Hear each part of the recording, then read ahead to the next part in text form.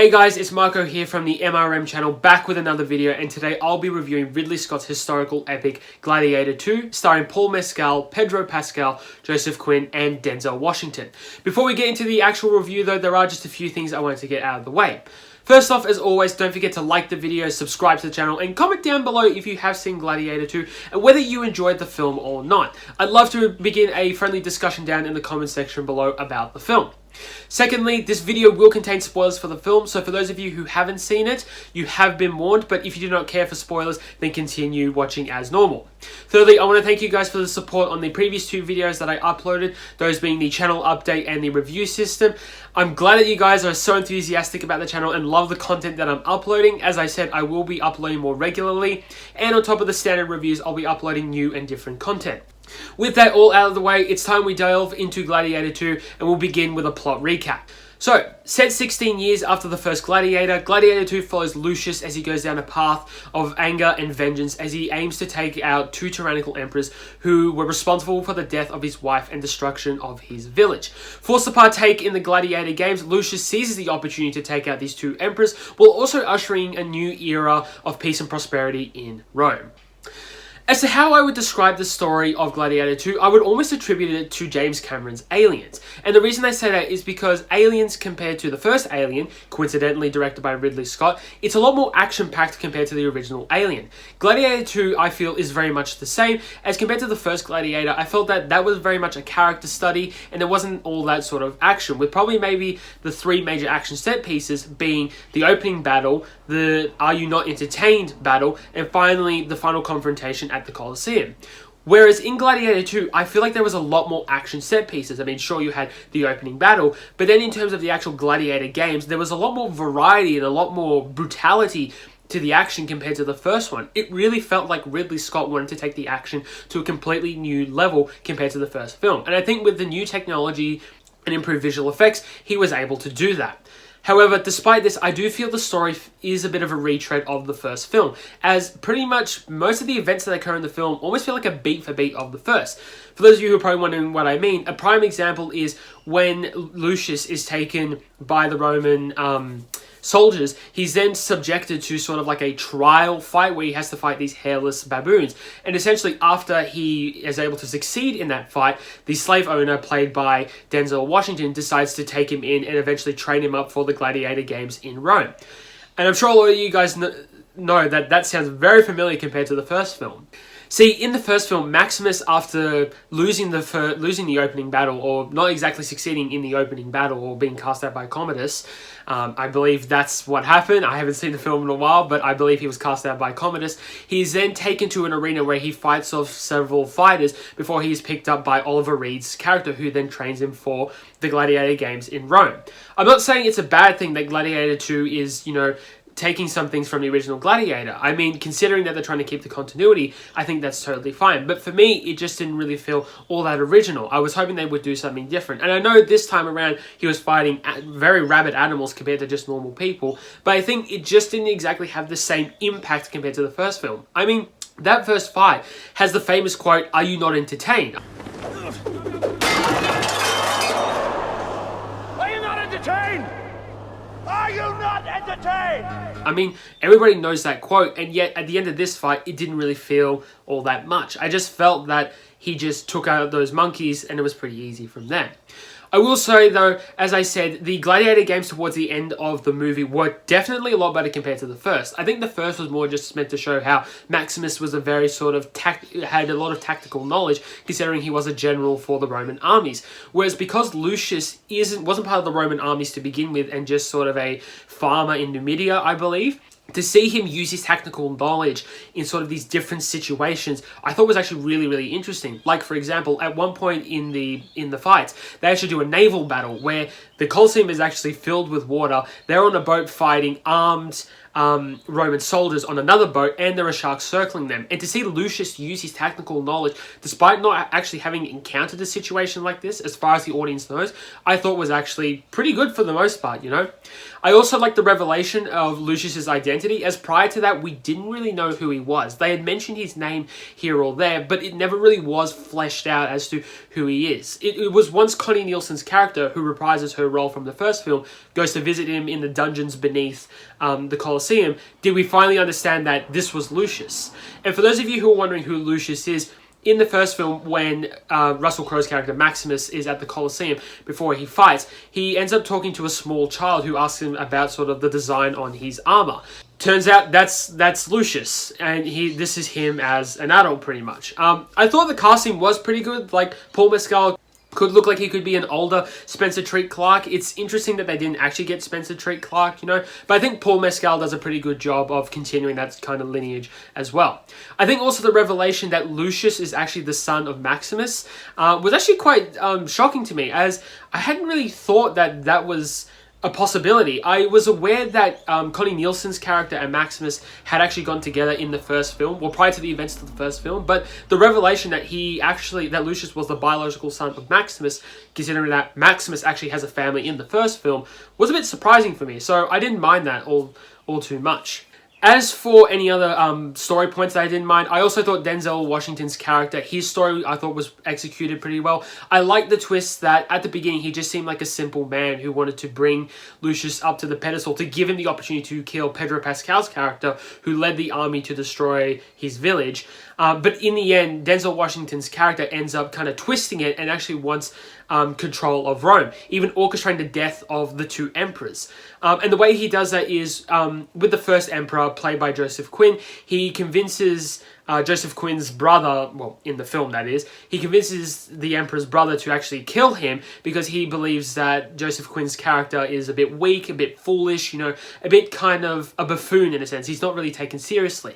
Then as Lucius begins his coup d'etat in the Colosseum, where he leads a revolution, Denzel Washington's character then actually kills the second brother, ultimately taking control, but then it ends in a pretty good battle between Lucius and his character at the gates of Rome, which I thought was a bit patriotic, but I thought that was really nice considering that it was kind of giving a callback to earlier in the film when Lucius first arrives in Rome and, you know, talks about the gates of Rome. So I thought that was pretty nice as well.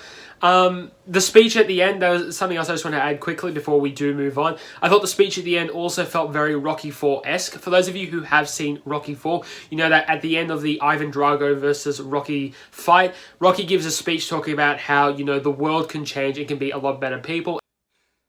If I can change, Я думаю, что каждый тоже изменился and сегодня. you can change. Вы можете измениться. Everybody can change.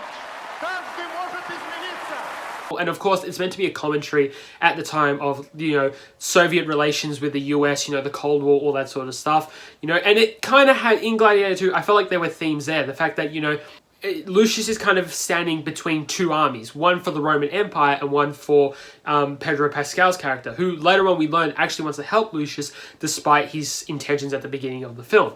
You know, and to see him kind of bring these two factions together and, you know, them uniting under a common leader, one leader, I thought was very Rocky IV-esque in a sense. Otherwise, for the story as a whole, I thought it was pretty enjoyable. As I said, it definitely feels a lot more action-packed compared to the first film, and I definitely think the action choreography was very well executed, but I just think that there were some moments in the film that the story just felt more like a retread of the first film rather than something new. I will also like to point out that the film was written by David Scarpa, who previously collaborated with Scott on Napoleon.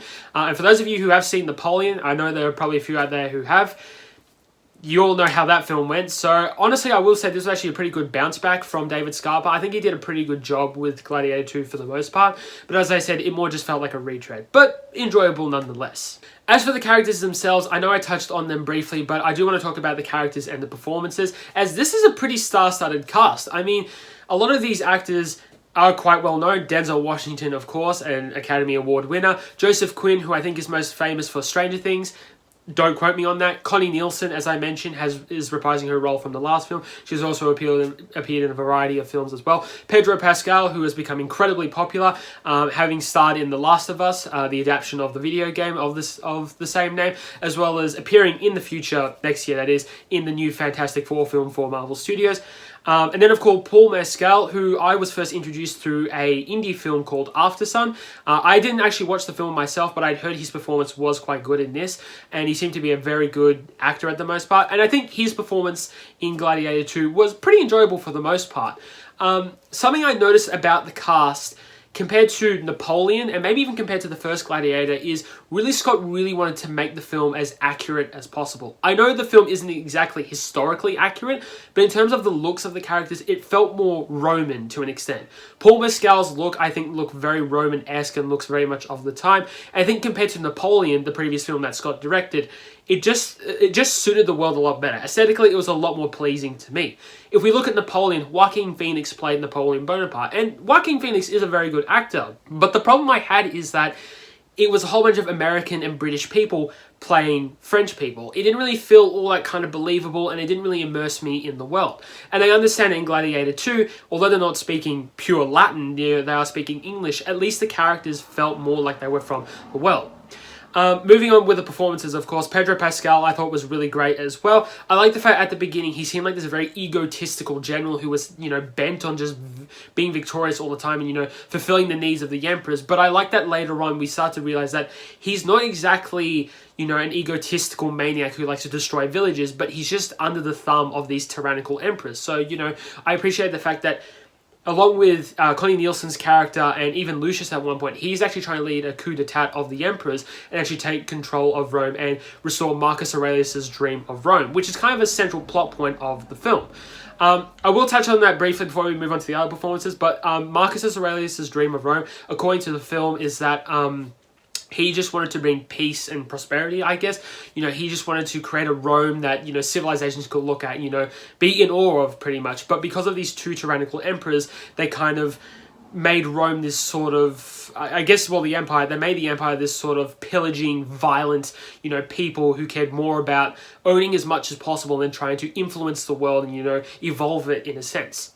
Speaking of the two emperors, I thought Joseph Quinn and I forgot the other actor's name who plays his brother, but I thought both were really, really good. I think they actually had some great chemistry, and they honestly were a bit scary at times. The fact that, physically they weren't too threatening, but just the fact of that I think the way they were portrayed, their mental state just didn't really seem all that strong. The fact that they were very unpredictable. Even during the Gladiator fights where you see them spectating them, they felt very unpredictable. At times where they used to call in soldiers, well, if they called in soldiers or, throw a loop in the games or something like that. I like that kind of aspect about the emperors. Compared to Commodus, who, once again, played by Joaquin Phoenix, I didn't mind Commodus as a villain, but Commodus was more just a power-hungry kind of villain, and they only wanted to eliminate Maximus because Marcus Aurelius in the first film had appointed Maximus as his heir, and he was jealous of Maximus. This, in Gladiator 2, on the other hand, I think the emperors feel a bit more fleshed out. They're just crazy because they've got all this power, and they know they can abuse it, they can do whatever they want, but then when someone comes along and actually tries to take it from them, they start to act a bit more erratically, The fact as well that Denzel Washington's character was able to manipulate them that easily to the point where he was able to take both of them out, without any sort of resistance whatsoever, I thought was really well played out as well. Speaking of Denzel Washington, I expected his role to be in the film, I don't know why, but I expected his role to be in the film to be a lot smaller than what I was anticipating, considering that I was more attributing his role to Oliver Reed's role in the first film, where Oliver Reed more just played the slave owner, the person that finds Maximus and brings him to Rome, because after Oliver Reed brings, Maximus to Rome, he kind of, I think, disappears for the rest of the film, or there's not really much on him. And I thought that would be the same with Denzel Washington, but from the beginning, from his introduction, he was pretty much in the rest of the film. And honestly, I actually think his performance was probably the best in the film. Considering the experience that Denzel Washington has, I'd assume he'd have a pretty good performance, and I definitely think he had it for the most part.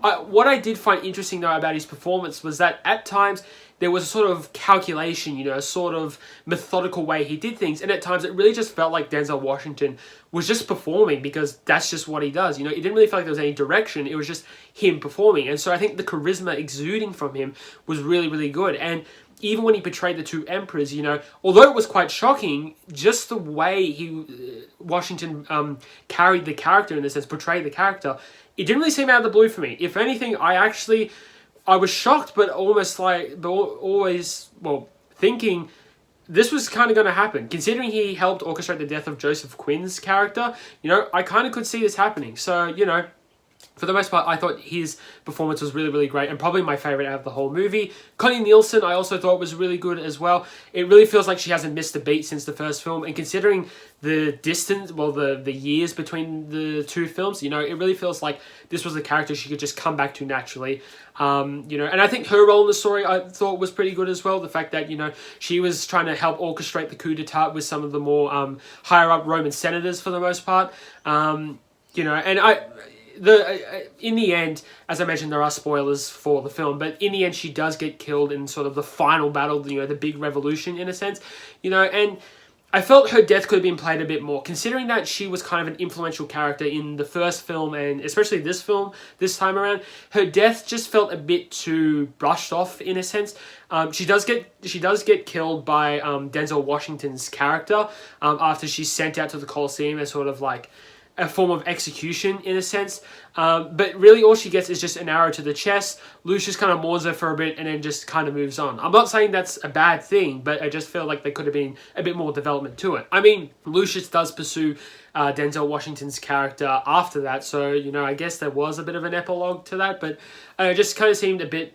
it didn't really feel like they developed it all that much. Even when Lucius at the end of the film returns to the Coliseum after his big speech, you know, it feels like he's mourning her, but not too much. You know, yeah, it didn't really feel like they did that much. Honestly, it felt like they did more for Pedro Pascal's character, where, you know, at the beginning, as I said, he seemed like a pretty bad guy. Like, he was intentionally written to be unlikable, but as the film progressed, you know, you realize that he's not really that bad guy. It's just he's under the order of bad people, you know.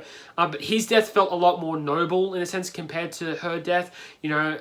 But I guess it comes down to the fact that his character was portrayed as this Roman hero. You know, he had more popularity, you know, he was more well-known by the Roman people compared to Connie Nielsen's character, but... regardless, I think for the most part, performances all around were pretty solid. You know, it was pretty clear from the get-go that Ridley Scott and David Scarpa had an idea of what they wanted to do with these characters, you know, where they wanted them to end up, you know, how they were going to act, all that sort of stuff, you know. And I think for the most part, the twists between the characters, such as Denzel Washington's, you know, the Emperor's, Pedro Pascal's character, all that stuff, you know, I thought those were executed pretty well. I think... compared to the first film, I'd probably say the characters actually had a little bit more nuance and depth compared to the first film. Not to say Maximus and Commodus were bad characters, but in a way, if I was to describe the sort of personality and the sort of motives throughout the movie, they're pretty shallow for the most part. Commodus just wants to be the Emperor of Rome out of jealousy, and Maximus just wants revenge against Commodus because of what he did to his family. Whereas Gladiator 2, it felt like the characters were had a bit more depth to them.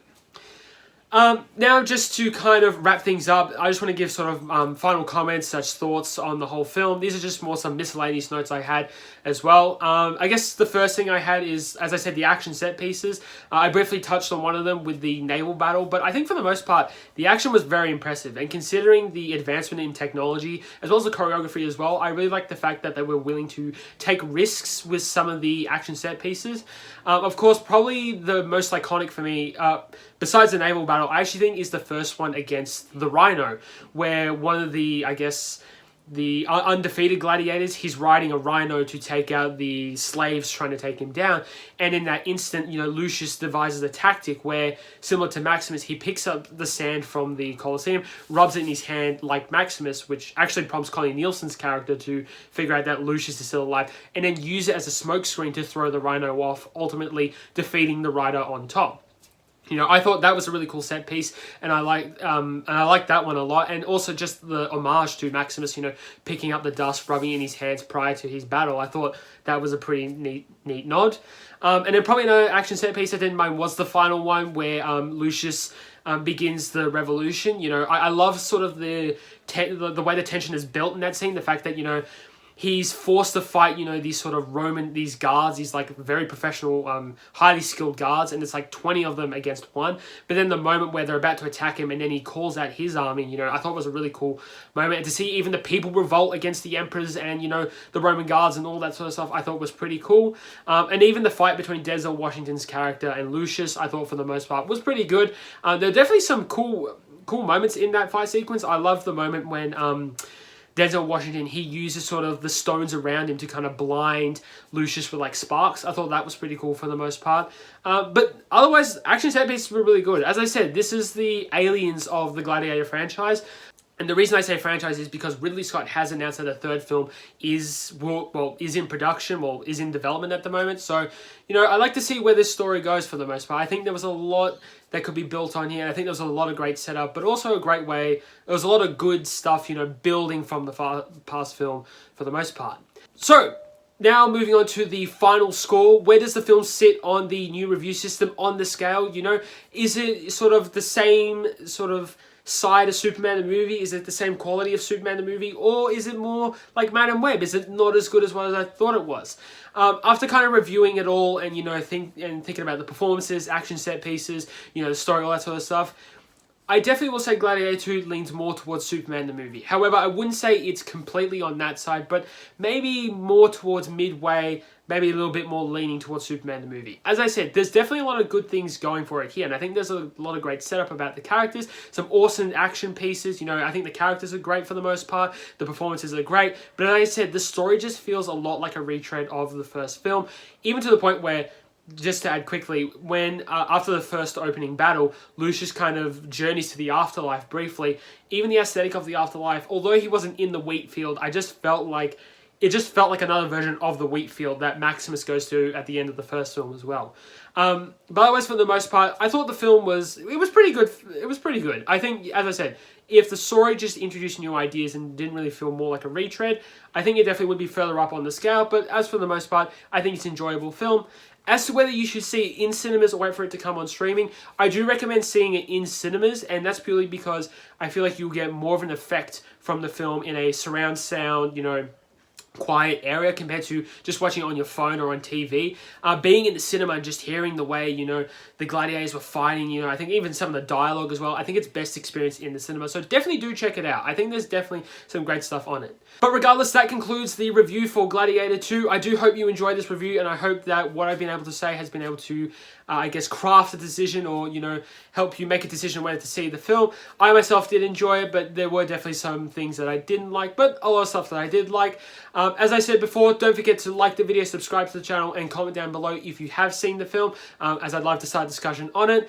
As always, make sure to check out the other videos on my channel. I look forward to seeing you guys in the next review, and as always, keep watching movies.